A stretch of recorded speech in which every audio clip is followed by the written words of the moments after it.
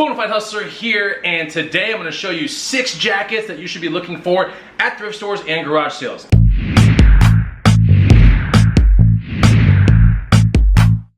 What's going on, guys and gals? Chris the Bonafide Hustler coming to you live from my kitchen, dinner table, whatever.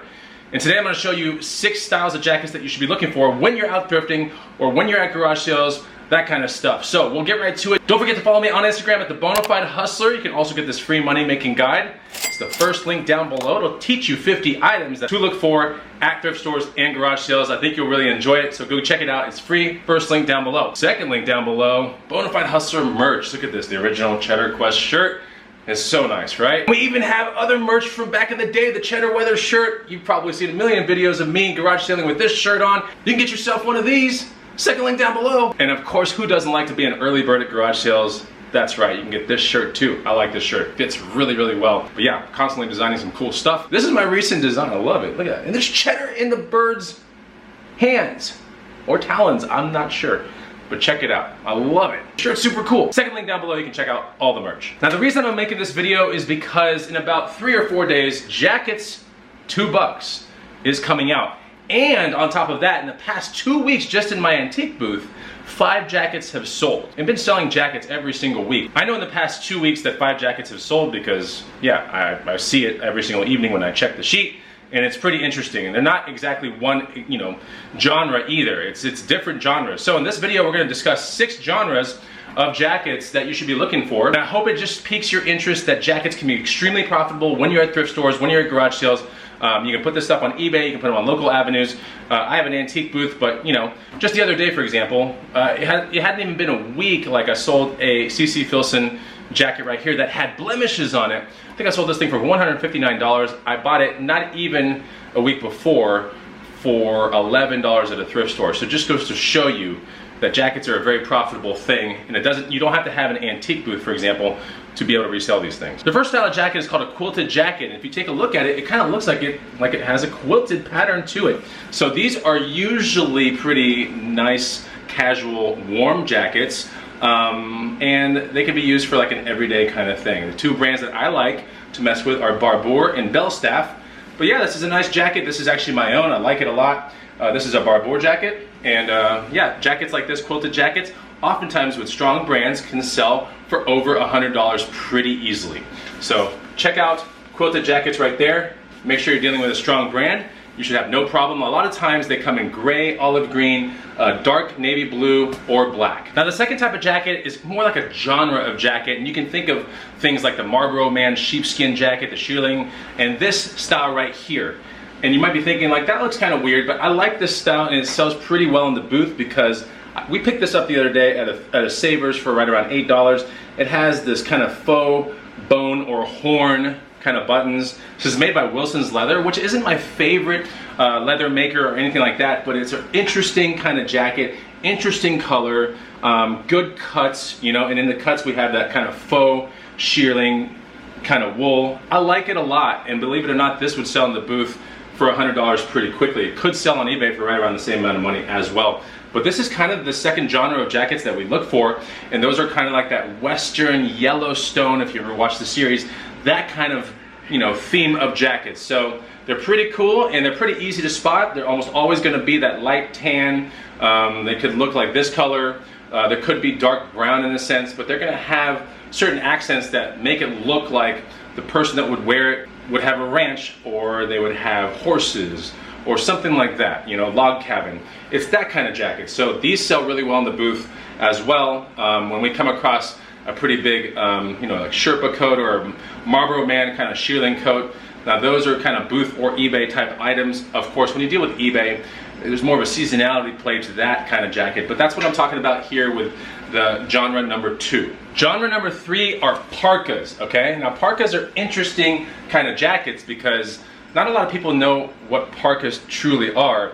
In my mind, parkas are jackets for, a lot colder weather than traditional, let's say, down jackets or something like that. Parka jackets can also be kind of 3-in-1. They can be windbreaker, they can be raincoat, and super warm kind of item all in one as well. So a lot of new manufacturers, or a lot of newer current day manufacturers like Patagonia or North Face will make a 3-in-1 you know, parka. So they basically, you know, roll 3 jackets into one. They call it a parka. But a parka is one of those jackets that's kind of like the top. It's something to survive a lot of cold weather. Like if you lived in Montreal, Canada, for example, where the winters are much longer than anywhere else in the USA, you would want a parka, right? And you would want a parka with a good hood as well. That's another kind of feature that a parka will have. It'll have the ability to zip up all the way to where you can cover your mouth. So this right here, I'm going to show you 2 parkas real quick. This one right here is a military issue kind of vintage parka. We picked it up the other day for right around 15 bucks. I used a coupon on this. And this is a vintage military issue parka right here. Nothing crazy, but it will sell for right around $100 or more. I will also double list it and keep it in the booth while it's on eBay. But that's, you know, something right there, very unsuspecting, right? And something you might not really consider buying. But parkas are a good cold weather jacket. Okay, so here's a current day parka that is awesome, right? This is called a Himalayan or a Himalaya. This is made by North Face, and it is really, really cool. I picked this up at the thrift store for $33. You might be thinking, that's a lot of money for a jacket, and you're right. But what if the jacket sells for 200 plus? Would you spend 33 on the jacket? So I say that because I've already been offered 200 for this jacket, but I declined it. But anyway, this right here is a North Face, yeah, 800 fill down, right? And when you deal with jackets, you can tell what the fill is. If you look into the opening right here, a lot of times there's gonna be a white tag that's going to tell you what the fill of the jacket is, what the insulation is. And down is going to be kind of where you want to shake out. Polyester's okay, but when it comes down to real warmth, a lot of people want higher numbers of down. That basically means that the quality of the down is good and its kind of loftiness is really good. So this one right here is running an 800 fill. You can tell sometimes the fill because they'll brag about it on really expensive jackets. Right around the cuff region. So this one says windstopper. You can barely see it right here, but on the other arm right here, there's a number. It says 800, right? You can kind of see it right there. So that means it's an 800 fill, you know, per baffle, right? These things are called baffles in here, right? Per baffle, there's 800 fill count or fill power of down, right? And it's a very high quality down. It's down that can really spring and stay like that, and it can keep you super warm. But yeah, this jacket right here has a full zip all the way up to the neck region, so it's going to zip all the way up here. Then we have the hood, right? Because in cold weather, you know, you might have a pair of goggles on, and that's about it. Everything else you want covered up. So that's what a parka does. And this is a North Face parka right here for $33 that I really do think is worth about $225 to $275, possibly in the $300 region. Brand new ones are $300 to $500, depending on year. So that's a nice pickup. Okay, the 4th type of jacket that I look for are retro windbreakers. And here's a perfect example of something I picked up yesterday. This is a Ski-Doo Bombardier, you know, snowmobiling, kind of puffy windbreaker. I love this kind of jacket. It's pretty interesting looking. I love the colors on it. So it's screaming 80s or 70s. It's in great condition. This was about $12 out the door. And this jacket is a perfect example of like what current day companies such as Aviator Nation, Woolrich, Marmot, a lot of these brands are starting to make retro lines because customers are looking for these retro items, and so current day companies are making retro looking items, but this is a true retro, you know, Ski-Doo jacket. So this would sell for right around $100 to $150 on eBay. This is $12 out the door to the thrift store yesterday. I actually put it on my Instagram story, right, as soon as I was finding it. Super cool. I could put it in the booth as well for $100 bucks. It would probably sell there. But look out for stuff like this. A lot of times the vintage jackets are going to have those vintage hues. You know, it's going to be usually 3 or 4 prominent hue colors. A lot of times you're going to have this diagonal kind of pattern where things kind of come together, whether it be a vintage windbreaker vest or a vintage retro windbreaker slash down puffy, whatever. It's kind of, all kind of intermingling when they look like this. But yeah, something you want to look out for. Super cool jacket right here, very profitable. The 5th kind of jacket you want to look out for are bomber jackets. We found this one yesterday for $8 at a Savers. And what's interesting is this is made by Roundtree in York, which is not my favorite brand to resell, but a bomber looking or a bomber themed jacket that has some good wear and tear and some good patina to it. You can kind of see. It's a total score. For $8, this is probably going to sell in the booth between $100 and $150. You could probably put it on eBay for right around the same. So nice bomber jackets were used, you know, in war times when the bombers that went real high and they were dropping bombs. Well, none of those bombers had heaters on them, so the pilots and the crew would wear bomber jackets to stay warm.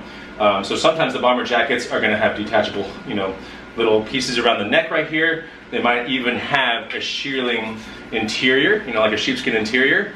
You're going to want to look for, you know, brands like Cooper. Also, jackets made by Schott are real good. But yeah, these are really cool jackets that people really like, and they honestly like them kind of torn up in that weathered look. It's pretty easily over $100 jacket most of the times when we get into a bomber jacket. We just sold a bomber jacket in the booth last week. That was a $33 jacket. We sold it for $139. So that was one of the 5 that it sold. But yeah, that was a bomber jacket made in Korea. Pretty cool jacket. This is just a normal bomber jacket. It's not real truly bomber, you know, like military style, but it's made to look like that, and that's good enough. The last style of jacket that's very profitable that you should be looking out for is a standard down jacket, right? And down jackets, they're gonna have baffles that kind of have volume to them, right? Polyester or synthetic down, the baffling is going to be much flatter. So you see how this kind of like, you know, comes out like this. Previously in the video, we talked about how they kind of brag on the sleeve about the fill power. So right here we look at the sleeve, there's nothing bragging about that, okay? We look at this sleeve right here and it says 700 Pro right there in the sleeve. So this is a 700 fill power jacket, which is pretty good. We're getting close to 800 and 900 being the max. So this is a very warm jacket. I can attest to that because this is my jacket, and I can go out in like 30 degrees with just a, you know, me in a t-shirt under this jacket, and I will feel totally fine. I can go hiking, whatever. Even more of a bonus is when the jacket has a hood, right? An insulated hood, so that's nice. E-Money helped me find this about 4 years ago. This is part of the North Face Summit series, which is a very profitable line of North Face jackets.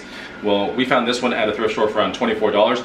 This would resell for around $130 to about $180 now. It's a really nice jacket, and yeah, it's in my personal collection. I do use it for, you know, wintertime activities, whatever. So look for this type of jacket. And if you want to make sure that it's real down, then take a look at the inner tag that's usually right here, or it's in the pocket. In this case, in this jacket, there's a tag in the pocket right here. And if you take a look, it says the shell is a nylon lining. We already know that, we can feel that. But then inside it says goose down 75%, minimum down cluster, blah, blah, blah. So we know that it says goose down insulation, and that's where you find that information. It was in this pocket. So I hope you guys and gals learned something from this video. Sorry if it's a little longer, but I want to teach you about 6 jackets to look for when you're out and about. So don't forget, when Jackets to Bucks drops, pick yourself up a copy on a super early bird discount. You'll see what I'm talking about 3 or 4 days from now. I hope you learned something, and I'll see you on the next Bonafide Hustler video. Take it easy. Goodbye.